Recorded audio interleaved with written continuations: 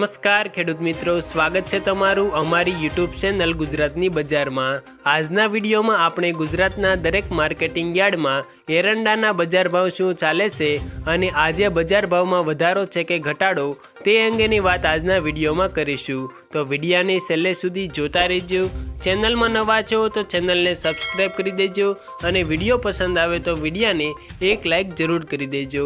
આજના તાજા આપણે એરંડાના બજાર ભાવની વાત કરીએ તો આજે ગોંડલ માર્કેટિંગ યાર્ડમાં 1021થી 1196 રૂપિયા બોલાયા, જેતપુરમાં 1125થી 1176, મહુવામાં 900થી 1099, થરાદમાં 1175થી 1208, રાધનપુરમાં 1180થી 1201, જસદણમાં 1050થી 1100, રાહમાં 1160થી 1170, કલોલમાં 1180થી 1210, પાલનપુરમાં 1183થી 1201, વડગામમાં 1181થી 1181, ધાનેરામાં 1170થી 1197, જાદરમાં 1180થી 1200, સિહોરીમાં 1189થી 1210, થરામાં 1185થી 1215, નેનાવામાં 1111થી 1208, પ્રાંતિજમાં 1140થી 1180,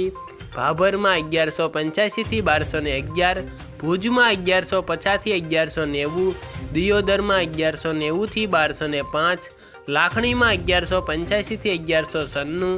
જામનગરમાં 995થી 1189, તળાજામાં 1166થી 1166, અંજારમાં 1150થી 1216, ભીલડીમાં 1180થી 1200,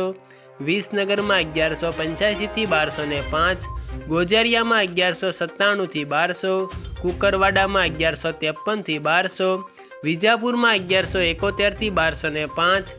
વારાહીમાં 1190થી 1201, અમરેલીમાં 1015થી 1100, બહુસરાજીમાં 1200થી 1215, હારીજમાં 1170થી 1216, સાણસમામાં 1172થી 1194, પાટડીમાં 1165થી 1170, ઈડરમાં 1180થી 1195, દહેગામમાં 1180થી 1187,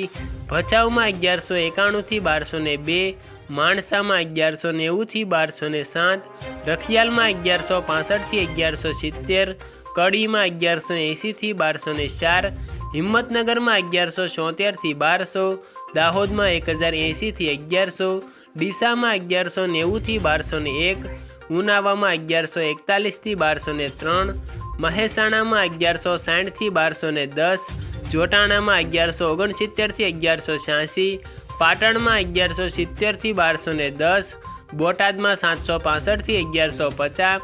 ખેડબ્રહ્મામાં 1170થી 1180, સમીમાં 1190થી 1205, રાજકોટમાં 1060થી 1192, સિદ્ધપુરમાં 1173થી 1204, હળવદમાં 1150થી 1197, ધાંગધ્રામાં 1142થી 1160, વિરમગામમાં 1188થી 1194, તલોદમાં 1194થી 1207। આભાર ખેડૂત મિત્રો। વિડીયો પસંદ આવે તો વિડીયોને એક લાઇક કરી દેજો, ચેનલમાં નવા છો તો ચેનલને સબસ્ક્રાઈબ કરી દેજો તથા તમારા અન્ય ખેડૂત મિત્રો સાથે આ વિડીયો શેર કરી દેજો, જેથી તેઓને પણ એરંડાના આ નવા બજાર ભાવની જાણકારી મળી શકે। તથા ખેડૂત મિત્રો, તમારે કપાસ, બાજરી, જીરું, મગફળી, એરંડાના બજાર ભાવની જાણકારી મેળવવી હોય તો અમને કોમેન્ટ કરીને જણાવજો અને તમે કયા જિલ્લામાંથી અમારો વિડીયો જોઈ રહ્યા છો તે પણ અમને કોમેન્ટમાં જરૂર જણાવજો।